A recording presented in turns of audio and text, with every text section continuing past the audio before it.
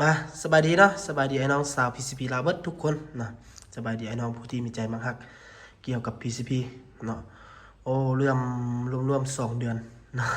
ที่ฮานเฮาบ่ได้ลงคลิปเนาะเนื่องจากว่าอ่าข้าพเจ้าเองก็มีเวียกครอบครัวเนาะก็เลยว่าบ่ได้ลงคลิปให้ไอ้น้องเบิ่งเนาะช่วงนี้ก็ใครๆไปได้แล้วเนาะได้กลับมาบริการให้ไอ้น้องเนาะขอบใจไอ้น้องที่คอยซัพพอร์ตนับตั้งแต่ขายมาเนาะ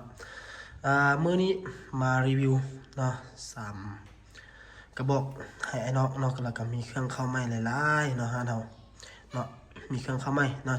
โดยปกติที่ผ่านมาก็ขายเครื่องเป็นปกติเด้อแต่ว่าเฮาบ่ได้ลงคลิปให้ไอ้น้องเบิ่งให้ไอ้น้องติดตามเนาะมื้อนี้ก็เลย ว่างๆก็เลยมาเฮ็ดคลิปให้ไอ้น้องเนาะส่วนราคารหัสเขาก็แม่นขึ้นตามนั่นเลยเนาะ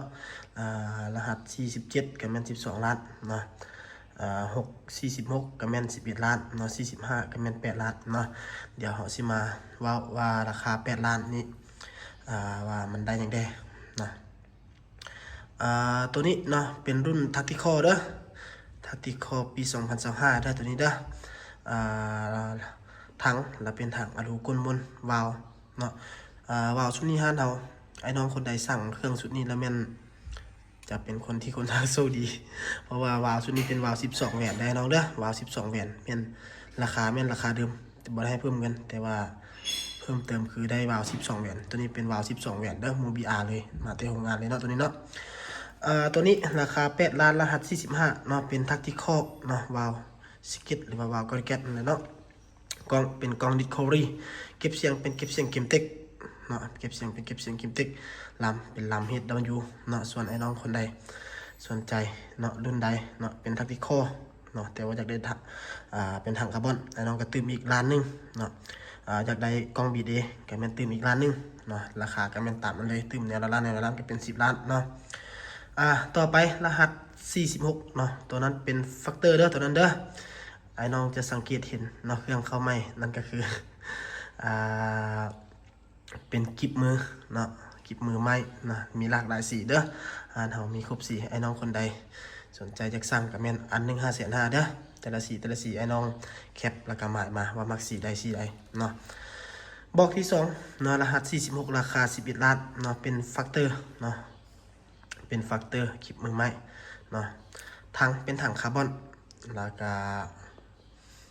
วาล์วก็เป็นวาล์วกอริเกตวาล์วซิกิตคือเก่าฟักตอปี2025เด้อตัวนี้เด้อ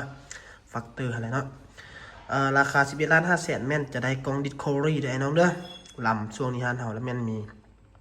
ลำ HW เนาะลำ HW เนาะเหมาะสำหรับไอ้น้องเห็นบ่จะสังเกตเห็นลำจะเป็นลำ45ได้ไอ้น้องเด้อลำ45เนาะเฮาจะเน้นสั้นเนาะแต่ว่าเรื่องความยิงไกลมาตรฐานคุณภาพอีหยังต่างๆนะบ่ว่าจะเป็นอายุการใช้งานระยะวางผลเฮารับประกันให้ซ้ำกับลำ50เซน60เซนเนาะคือไอ้น้องผู้ที่ลงลึกฮู้เกี่ยวกับPCP จะเข้าใจเลยว่าสั้นยาวบ่สำคัญเนาะสั้นยาวบ่สำคั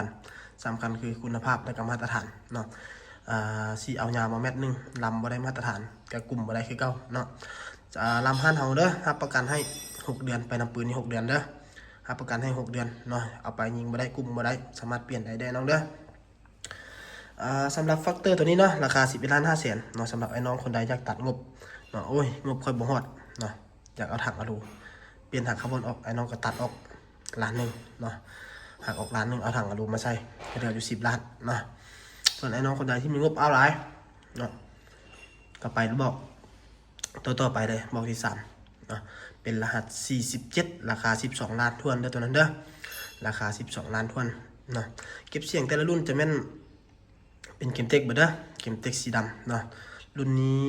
ถือว่าเงียบเนาะเสียอันเดียวเนาะมีเลยเนาะข้อเสียเนาะบ่เว้าเลยเว้าให้ฟังเลยเนาะบ่ปิดบังเลยข้อเสียก็คืออยากค่อนข้างหนักเนาะเพราะว่ารุ่นนี้มันเงียบย้อนว่ามันมีเกี่ยวอยู่ระหว่างขอบลำแล้วก็ข้อต่อของตัวปลายเก็บเสียงเนาะมันบ่คือตัวซุปเนาะตัวซุปจะเบา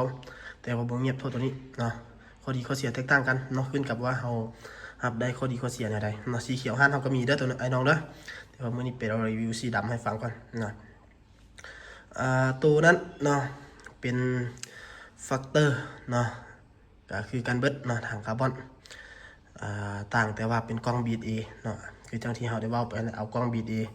เอาถังคาร์บอนไปตื้มในละล้านเนาะเก็บเสียงก็เป็นเกมเต็กคือเก่าแล้วก็ถังก็เป็นถังคาร์บอนวาล์วซิเกตวาล์วคอริเกตนั่นแหละเนาะก็ลำก็เป็นลำ HW เนาะตามนี้เลยเด้อไอ้น้องเด้อส่วนเครื่องห้านเฮาแม่นมีครบเนาะบอกว่าสิเป็น MC เนาะช่วงนี้ขาด K2 เนาะ K2 จะเป็นบ่มีเนาะ K2 ยังบ่มีเด้อมี MC Tactical Factor Top A Dragon 09แล้วก็ M3 เนาะเติมมีนะต่อเนาะส่วนไอ้น้องคนใดสนใจอะไรเนาะก็แม่นให้ทักมาเนาะโดยเฉพาะมีกิบมือเนาะห้านเฮาถือว่ามีหลายเนาะแล้วจะย้ำเด้อไอ้น้องเด้อห้านเฮาเนาะตั้งแต่ได้มาแม่นบ่มีเก็บปลายทางเนาะมีช่วงนึงเฮาประกาศไอ้น้องว่ามีเก็บปลายทางเนาะแต่ว่าบ่ได้สร้างความยุ่งยาก